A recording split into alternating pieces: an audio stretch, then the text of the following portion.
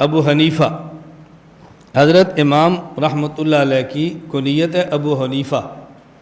عام طور پر اس پر سوال ہی کیا جاتا ہے کہ امام نعمان بن ثابت کی ایک بیٹی تھی جس کا نام تھا حنیفہ۔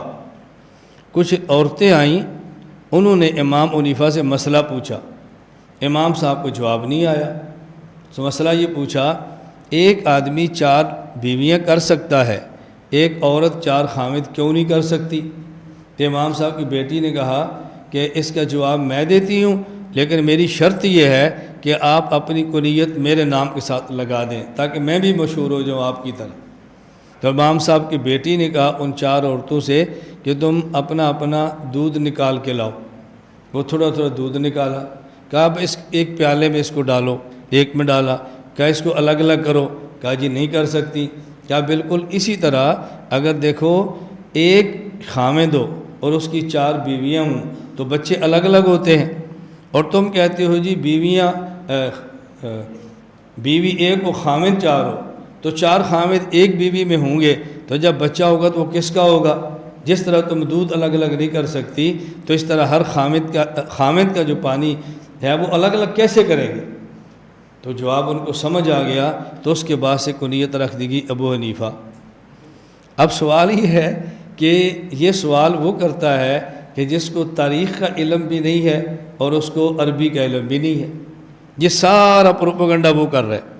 تاریخ کا علم کیوں نہیں ہے کہ حضرت امام نعمان کا ایک ہی بیٹا تھا جس کا نام تھا حماد، نہ کوئی دوسرا بیٹا تھا نہ ہی کوئی ان کی بیٹی تھی۔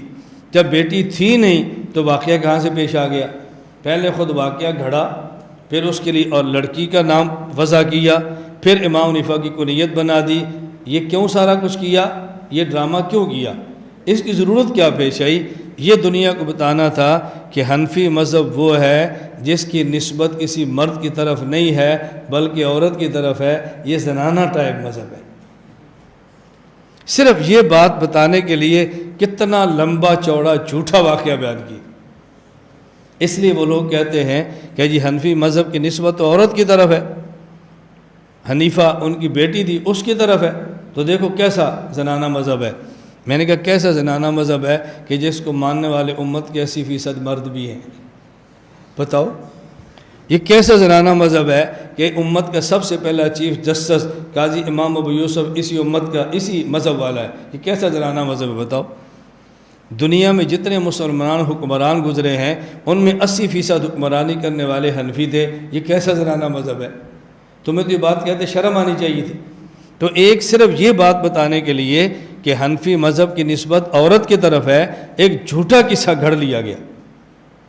یہ بالکل اسی طرح ہے کہ جس طرح ہمارے مسئلے کو کمزور کرنے کے لیے پہلے کمزور دلیل بنائی پھر اس دلیل کو توڑا اور لوگ پریشان ہوتے ہیں۔ مثلا ہمارا مذہب کیا ہے کہ دیکھیں جب ہم رکوع میں جاتے ہیں تو رفع الیدین نہیں کرتے، اور جب رکوع سے اٹھتے ہیں تو رفع الیدین نہیں کرتے۔ اب جو لوگ رکوع جاتے اور اٹھتے رفع الیدین کرتے ہیں، یہ میں شواف حنابلہ کی بات نہیں کر رہا، یہ ان کی بات کر رہا ہوں کہ جو تقلید کا انکار کرتے ہیں۔ وہ کہتے ہیں کہ جی حنفی کہتے ہیں کہ جب صحابہ مسلمان ہوئے پہلے حالت کفر میں یہ چونکہ بتوں کی پوجا کرتے تھے، مسلمان ہو گئے، بتوں کی عبادت منع ہو گئی، لیکن دل میں بتوں کی محبت تھی وہ نکل نہیں رہی تھی، تو یہ اپنی بغل کے نیچے بت لے کر آتے نماز کے لیے۔ تو اللہ کے نبی نے فرمایا نماز میں رفع یدین کرو، تو انہوں نے رفع یدین کیا، اب بت گر گئے۔ اب کیا ہوا؟ جی بت گرتے تھے اس لیے لاتے تھے، تو حنفی کہتے ہیں کہ اپنی بغلوں کے اندر بت لے کر آتے تھے اور ان کو حکم تھا کہ آپ نہ رفع یدین کرو شروع میں، اور جب بعد میں وہ عادی ہو گئے بت نہ لانے کے، دل سے بتوں کی محبت اتر گئی، تو اللہ پاک نے رکوع و رفع یدین ختم کرا دیا۔ یہ کون کہتے ہیں؟ حنفی۔ اب یہ دلیل کیوں بیان کی ہے؟ اس لیے اس کو توڑنا بہت آسان تھا۔ کہتے ہیں لو حنفیوں کی عجیب دلیل ہے کہ شروع میں بت ہوتے تھے بغل میں، اس رفع الیدین شروع میں بھی ہوتا تھا، رکوع میں بھی ہوتا تھا، اٹھتے وقت بھی ہوتا تھا، اور جب بتوں کی محبت دل سے گزر گئی، اسلام پہ پکے ہو گئے، تو رکوع و رفع الیدین اللہ نے ختم فرما دیا۔ اب اس کو توڑنا دیکھو کتنا آسان ہے۔ آپ کا ذہن اس دلیل کو قبول کر رہا ہے؟ بھئی ہمارا ذہن اس دلیل کو قبول ہی نہیں کر رہا، اور آپ نے توڑنا ہے اس کو کیا ہے؟ وہ کہتے ہیں کہ جب صحابی آتا اور شروع کا رفع الیدین کرتا تو بت تو گر جاتے، اب رکوع و رفع الیدین کی تو ضرورت ہی نہیں تھی۔ تو یہ حنفیوں نے ایک من گھڑت حدیث بیان کی ہے، یہ جھوٹی حدیث بیان کی ہے کہ شروع میں بت ہوتے تھے، رفع الیدین کرتے تھے، بعد میں بت لانے چھوڑ دیے تو رفع الیدین ختم ہو گیا۔ اور بھئی بت تو شروع کی رفع الیدین سے ختم ہو جاتا تھا، کہ میں ان کی تقریر سنا رہا ہوں کہ رفع الیدین شروع والا کیا، بت تو گر گئے، رکوع والے کی ضرورت کیا تھی؟ یہ حنفیوں کی موضوع اور من گھڑت دلیل ہے۔ میں نے کہا ہم نے دلیل کب بیان کی ہے؟ یہ دلیل کس نے لکھی ہے؟ ہمارے مسئلے کو کمزور کرنے کے لیے پہلے دلیل گھڑی، پھر وہ دلیل ہماری طرف منسوب کی، پھر دلیل کو توڑا، اور لوگ اس ویڈیو کو دیکھتے ہیں تو ہم سے پوچھتے ہیں اس کا جواب کیا ہے؟ کبھی اس کا جواب کیا ہے؟ ہماری دلیل ہی نہیں ہے۔ تو یہ کہنا تھا کہ حنفی مذہب عورتوں کی طرف منسوب ہے، اس کے لیے پہلے امام حنیفہ کی بیٹی ثابت کی، پھر ایک جھوٹا قصہ گڑھا، اور پھر بعد میں اعلان کر دیا کہ دیکھو یہ حنفی مذہب عورتوں کی طرف منسوب ہے۔ کیسا مذہب؟ اب میری بات سمجھ آ رہی ہے؟ اس لیے میں نے عرض کیا کہ امام حنیفہ رحمۃ اللہ علیہ کے بارے میں یہ غلط بات مشہور ہے کہ آپ کی بیٹی کا نام حنیفہ تھا، ان کا ایک ہی بیٹا تھا جس کا نام حماد تھا، الامام الاعظم ابو حنیفہ۔ جب ان کی بیٹی کا نام حنیفہ نہیں ہے تو پھر ان کو ابو حنیفہ کیوں کہتے ہیں؟ دیکھیں، کنیت کی دو قسمیں ہیں، ایک ہے کنیت نسبی، ایک ہے کنیت وصفی۔ کنیت نسبی کا معنی کہ آدمی کی کنیت اس کے بیٹے کی وجہ سے ہو۔ رسول اللہ صلی اللہ علیہ وسلم کے بیٹے کا نام ہے قاسم، تو آپ کو کہا جاتا ابو القاسم۔ اور ایک ہے کنیت وصفی کہ آدمی کا بیٹا یا بیٹی اس کی وجہ سے کنیت نہ ہو، بلکہ آدمی کے اندر خاص قسم کا ایک وصف ہو، اس کی وجہ سے اس کی کنیت پڑ جائے، جیسے ابو بکر۔ اب ان کے بیٹے کا نام بکر نہیں ہے، لیکن آپ کہتے ہیں ان کو ابو بکر ہیں۔ رسول اللہ صلی اللہ علیہ وسلم کے بیٹے کا نام ہے قاسم، کہتے ہیں ابو القاسم، یہ کنیت نسبی ہے۔ صدیق کے بیٹے کا نام بکر نہیں ہے، لیکن کہتے ہیں ابو بکر، بیٹا تو عبد الرحمن ہے، کہتے ہیں ابو بکر، یہ کنیت نسبی نہیں ہے، یہ کنیت وصفی ہے۔ حضرت علی رضی اللہ عنہ بیٹے کا نام ہے حسن، اور کہتے ہیں ابو تراب کہتے ہیں مٹی کو، یہ کنیت نسبی نہیں ہے، کنیت وصفی ہے۔ ابو ہریرہ،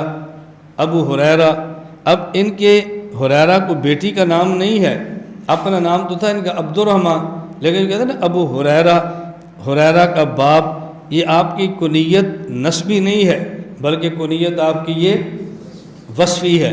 ابو حنیفہ ان کی بیٹی کا نام نہیں ہے، یہ کنیت نسبی ہو بلکہ کنیت وصفی ہے۔ جس طرح بکرن کا معنی ہوتا ہے پہل، حضرت صدیق ایمان لانے میں نوجوان آزاد مردوں میں پہل کرتے ہیں، پیغمبر کے گھر میں سب سے پہلے اور سب سے آخر میں بھی سب سے پہلے جو باکرہ لڑکی آئی ہے وہ صدیق کی بیٹی ہے، تو اس میں پہل صدیق نے کی ہے۔ حضور مکہ سے مدینہ ہجرت کے لیے گئے ہیں، تو حضور کے ساتھ ہجرت میں پہل کرنے والے وہ صدیق ہیں، اس لیے ان کو پہل والے کہتے ہیں۔ پیغمبر نے مال مانگا تو سارا مال دینے میں پہل صدیق کرتے ہیں، ابو بکر کہتے ہیں۔ رسول اللہ صلی اللہ علیہ وسلم دنیا سے گئے ہیں تو آپ کے مصلی پہ کھڑا ہونے میں پہل کرنے والے صدیق ہیں، ابو بکر کہتے ہیں۔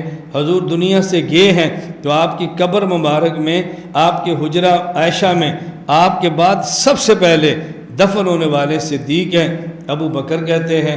قیامت کے دن حضور اٹھیں گے تو سب سے پہلے ان کے ساتھ اٹھنے والے صدیق ابو بکر کہتے ہیں۔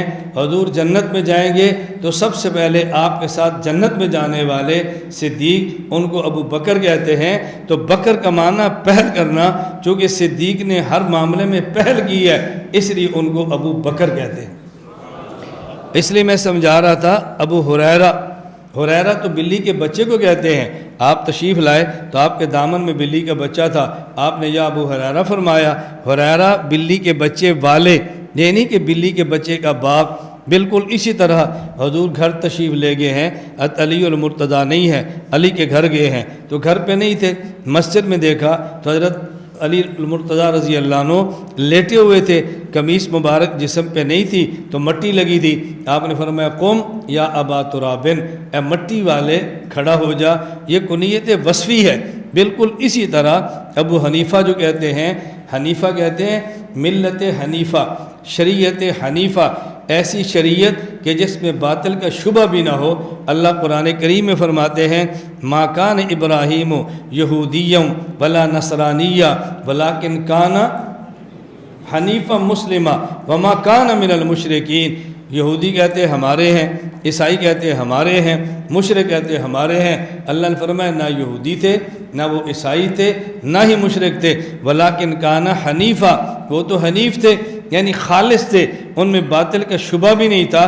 تو شریعت حنیفہ، ایسی شریعت کہ جس میں باطل کا شبہ بھی نہ ہو، اس امت میں سب سے پہلے اس شریعت کو ترتیب کے ساتھ لکھوانے والے امام نعمان بن ثابت ہیں، اس لیے ان کو ابو حنیفہ کہتے ہیں، یعنی شریعت حنیفہ لکھوانے والے، شریعت حنیفہ لکھوانے والے، شریعت حنیفہ والے یعنی شریعت حنیفہ لکھوانے والے۔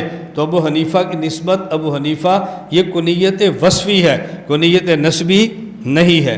الامام الاعظم ابو حنیفہ النعمان، النعمان نعمت سے ہے، نعمان مبالغہ ہے، یعنی ابو حنیفہ اللہ کی امت پہ تدوین فقہ میں سب سے بڑی نعمت، کہتے ہیں نعمان، یہ ان کا نام تھا امام ابو حنیفہ۔ آگے اور بھی ہیں کہ جو نعمان ایک خاص گل لالہ بوٹی کا نام ہے، جس طرح اس سے خوشبو آتی ہے، امام ابو حنیفہ کے نام سے خوشبو بھی آتی ہے۔ حضرت امام شافعی رحمہ اللہ کا شعر آپ نے کئی بار پڑھا بھی سنا ہے، اعد ذکر نعمان لنا فانہ هو المسک اذا کررتہ یتوضہ۔ امام حنیفہ کا نام ایک گل لالہ ہے، جس کو جتنا پیستے جاؤ گے اس کی خوشبو بڑھتی جائے گی۔ اسی طرح ابو حنیفہ کا نام جتنی بار لوگے اس سے خوشبو بھی اتنی زیادہ آئے گی، لیکن خوشبو اس کو آئے گی جس کا ناک ٹھیک ہو اور نزلے کا مریض نہ ہو۔ نزلے کا مریض نہ ہو، کوئی یہ نہ کہ جی مجھے تو نہیں آ رہی، اسے کہنا بھی اپنے ناک کا علاج کراؤ، اپنا نزلہ ٹھیک کراؤ۔ رسول اللہ صلی اللہ علیہ وسلم کا چہرہ حضرت بلال دیکھتے ہیں، فرماتے ہیں مجھے یوں لگتا کہ جیسے آپ کے چہرے پر چاند اتر آیا ہے۔ اور ابو جہل بے ایمان دیکھتا ہے تو وہ کہتا ہے مجھے دنیا میں سب سے زیادہ نفرت اس چہرے سے ہے۔ تو چہرہ تو ایک ہی ہے نا، دیکھنے والے دو قسم کے ہیں۔ امام صاحب گل لالہ اس سے خوشبو آتی ہے، لیکن جب سونگھنے والے کو نزلہ نہ ہو، سونگھنے والے کا دماغ ٹھیک ہو، نزلے کا تعلق دماغ کے ساتھ ہوتا ہے، اس لیے اللہ میں بات سمجھنے کی توفیق عطا فرمائے۔